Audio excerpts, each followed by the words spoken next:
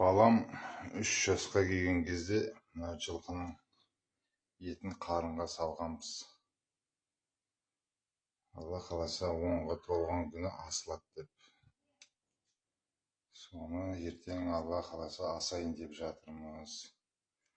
Балам 10-ға толды. 7 жыл сақталған байталдың еті қарында. Көреміз ертең қандай болғанын 7 жылдың ішінде болды.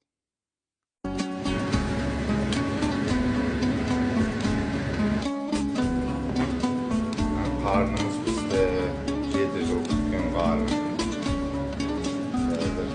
Баламыз салып алады. Көреміз дәмі қандай